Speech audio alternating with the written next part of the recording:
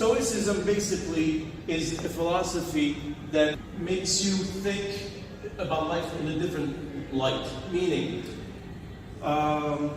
instead of worrying about what's going to happen or worrying about what you cannot change, you give 100% of your energy to things you can change and 0% to things you cannot change.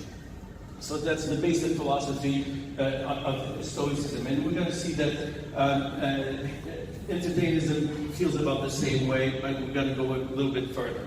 So what is the aim of philosophy? The aim of philosophy is wisdom.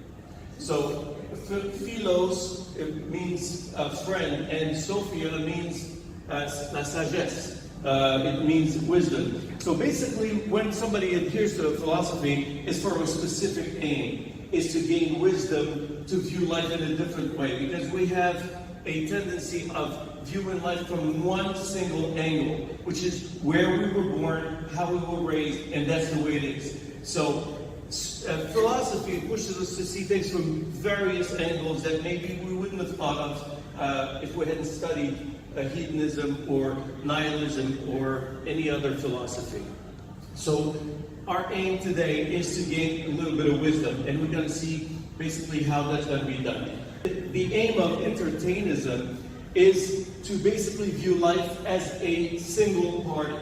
Basically, imagine that life is just an event that will last an hour, 2 hours, or 3 hours. Like if you went to a wedding party, okay, you were not interested in going to this wedding party, but it is your brothers or your sisters, and you have to.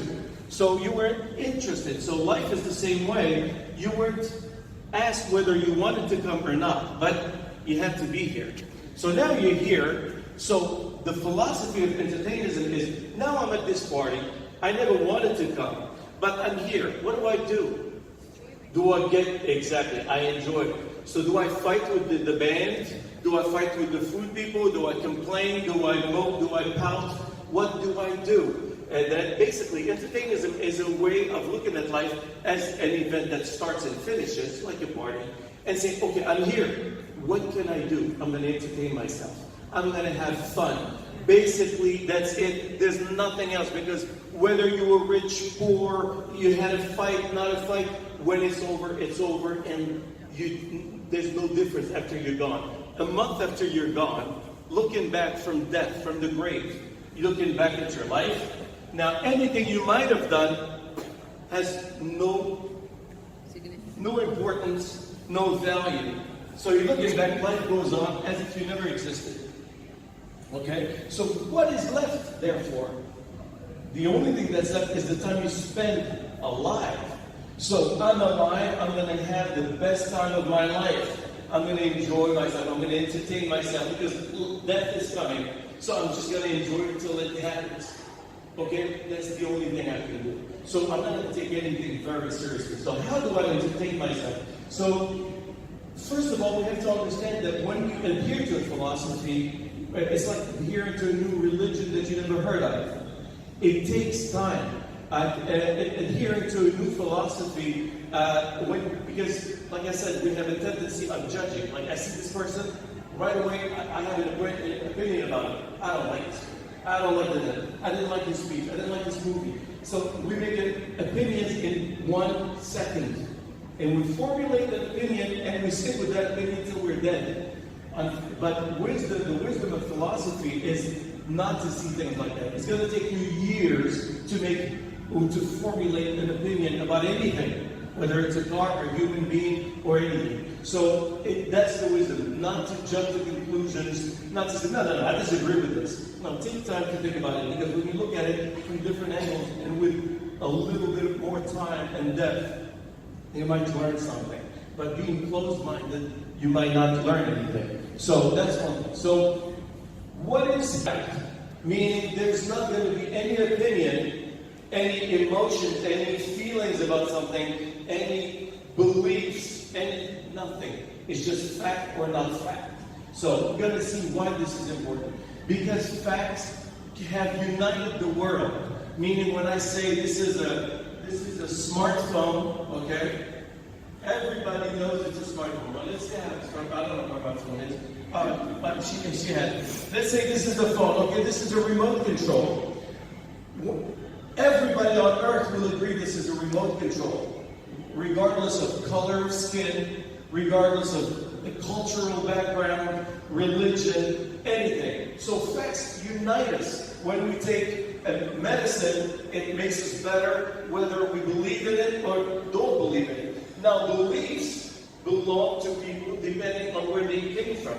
If you were born in Casablanca or Morocco, most likely you have a set of beliefs of what's important, what's shuma, what's ayba, what's, all these things. What's a sin, what's not a sin. If you were born in, Kiev or somewhere else, then you'd have a different set of beliefs, which means these things separate us. Now, in order to unite people, we need facts. And facts will always unite us because they're true, whether you believe them or not. They work. When we start analyzing life, we realize that nothing is more shocking than the truth. As they say in America, reality is stranger than fiction. Okay? So the problem is we're afraid of finding out some truths. So we stay away. We don't want to analyze ourselves, our behavior, our beliefs, our religion, our culture, our customs. We don't question anything. That's the way it is. But if you don't question it and it's giving you stress, well, I'm sorry, it's not going to change, because as Einstein said, the definition of insanity is doing the same thing over and over and expecting different results. So if you have any problems in your life, and it's due to something you're doing, okay? Meaning it's not just a coincidence that the same people always have problems, always in fights or arguments, and others are beloved by everybody and have no issues. So the thing is, we're going to have to face the truth and face our facts. So none is more hated than he who speaks the truth. That's a saying by Plato. Okay? Because when you say to somebody, hey, you're wrong about something, look, proof is here. Look at this. This cannot be. Well, automatically that person believes. It's just like Galileo when he announced that the Earth was not the center of the universe. Well, he paid dearly for it. So things like that. So you got to go with the masses. And in philosophy, we always talk about avoiding the masses. If you're doing like the masses, you know you cannot be doing right, because ingenuity never came out of the masses. Henry Ford that created the first car, or Bill Gates or Steve Jobs or Einstein, they're not people that did like the masses. They avoided the masses and took time to themselves to confront the truth and the culture in order to change it. So if you don't do that and just keep doing like what you're doing like everybody else, don't expect to rise to the summit of yourself, to attain your potential. Okay? So in order to really hit your excellence, you have to take time to yourself and confront your demons, your mistakes, your shortcomings, things like that. Okay? So most folks prefer belief, spirituality, faith over evidentiary fact. This is the planet. We are in a planet of people that have just beliefs. You go to India, they believe in cows or whatever. Here they believe in a flying horse. In another country they believe in, Jesus being the son of whatever. So the point is, we all have our beliefs. And these beliefs do not unite us. Because you believe this, I hate you. You believe this one, I hate you. But facts will always bring us together. So the point being here, so if you believe in spirituality and just whatever you want to believe, you're not going to get to the actual wisdom. You just believe what you want to believe. Some people say, we're all vibrational beings, we're connected. What evidence do you have for that? Okay, you can say whatever you want, but if you don't have a reason to believe it, tell me why I should believe what you believe. So here we're going back to facts rather than just, belief and what we want to believe. Okay? Now, here's the difference. Pessimism is basically after observation, Let's say you're my patient, I'm a doctor, I check you out, your cancer is all over the place. And they say, oh, what do you think? I'm pessimistic. I don't think it's going to work. It's all over. So it's being honest about an objective, and there's no hope for you. Now, negativity, seeing you before I even check you out, I'm sure she's not going to work, make it. I've even checked. So I'm negative about life beforehand.